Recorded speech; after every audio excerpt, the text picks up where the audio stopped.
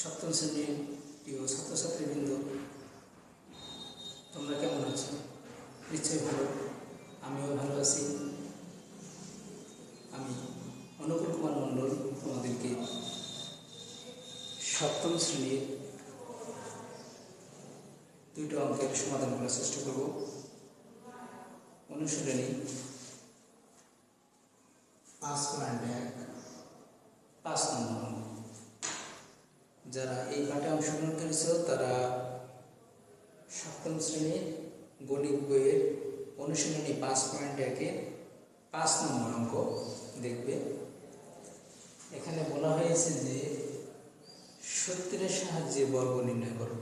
তাহলে বর্গ মানে আমরা কি কিছু জানি? বর্গ মানে স্কোয়ার, মানে সূত্রের সাহায্যে বর্গ নির্ণয় করতে হবে। এই অঙ্কটা আমাকে কোনো না কোনো সূত্র প্রয়োগ করে অঙ্কের সমাধান করতে হবে। তাহলে কি এখানে যেহেতু 55 আছে আর এখানে সূত্র আমি লিখছি বই থেকে, এটা আছে 69 পৃষ্ঠা 69 পৃষ্ঠা সূত্র 1, এটা আমি বই থেকে লিখছি।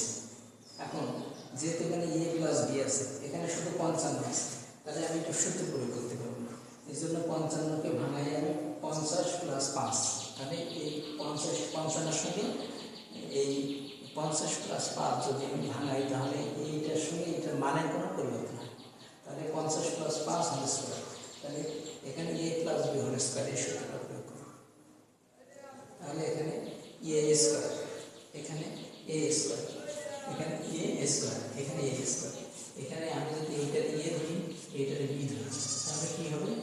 এখানে এ স্কোয়ার, তাহলে এইটা এ স্কোয়ার, এখানে এ সমান কত? 50, তাহলে 50-এর উপরে স্কোয়ার, 50-এর উপরে স্কোয়ার।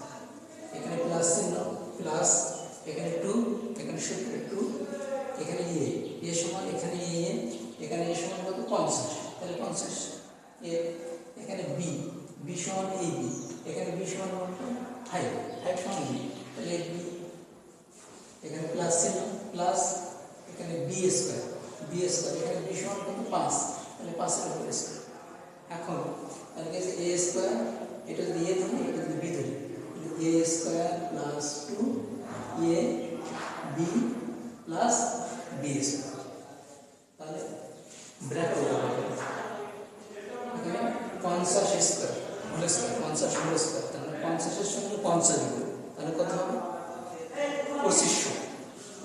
এ প্লাস 2-এর সঙ্গে 50 দিব, তাহলে কত হবে? 100। এই 100-এর সঙ্গে 5 গুণ, তাহলে কত হবে? 500। এই প্লাস 5 হোল স্কোয়ার, মানে 5-কে 2 বার গুণ করতে হবে, তাহলে হবে কত? 25। এখন 2500 প্লাস 500 প্লাস 25, এই তিনটাকে যদি আমি যোগ করি একসঙ্গে, তাহলে হবে কত? 3025। তাহলে এইটা হলো আমার 5 নম্বর অঙ্কের সমাধান। আমি এখানে পরবর্তীতে 9 নম্বর লিখছি, কারণ এই অঙ্কের সঙ্গে এই অঙ্কের সম্পর্ক আছে, এই জন্য 5-এর পরে আমি 9 নম্বর অঙ্কটা করেছি তোমাদের সুবিধা, বোঝার সুবিধা। এখন এখানে আছে 97, তাহলে 97 একটা অঙ্ক আছে, দুইটা অঙ্ক তৈরি করতে হবে। তাহলে 90 যোগ 7 দিলে আমার 97 হবে। বলে এই 97-এর সঙ্গে এইটা ভাঙালে এটার মানের কোনো পরিবর্তন হবে না, তাহলে 90 যোগ 7 হোল স্কোয়ার। যেহেতু বর্গ করতে বলছে, যেহেতু সূত্রের সাহায্যে বর্গ করতে বলছে, তাহলে এখানে প্লাসের সূত্র এ প্লাস বি হোল স্কোয়ার। এইটাকে যদি আমি এ ধরি আর এইটাকে যদি আমি বি ধরি, তাহলে এ প্লাস বি হোল স্কোয়ার, তাহলে কি হবে? সূত্র এ স্কোয়ার, এখানে এ সমান কত? 90, এ সমান 90, তাহলে এ স্কোয়ার প্লাস এই প্লাসে এখানে 2 সূত্রে 2, এখানে এ সমান, এখানে এটা এখানে এ সমান 90, তাহলে 90, এখানে বি সমান এই বি, এখানে বি কোনটা?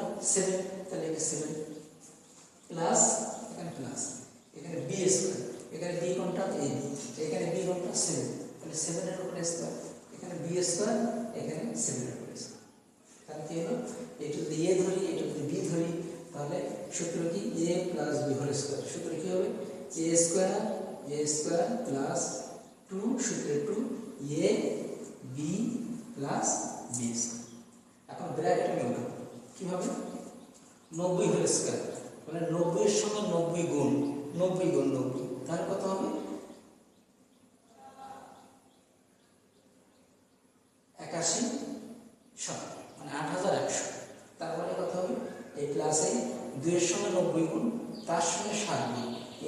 গুণ করলে হবে কত 1260, তোমরা গুণ করে দেখবে। আর প্লাস এই 7 হোল স্কয়ার মানে 27 সঙ্গে 7 গুণ, তাহলে কত হলো 27 সঙ্গে 7 গুণ করলে 49 হবে। যেহেতু এই তিনটা প্লাস 8100 1260 প্লাস 49, এই তিনটে যেহেতু প্লাস, তাহলে এই তিনটে সম্পূর্ণ যোগ করলে 9409 হয়। এটা হলো আমাদের 9 নম্বর অঙ্কের।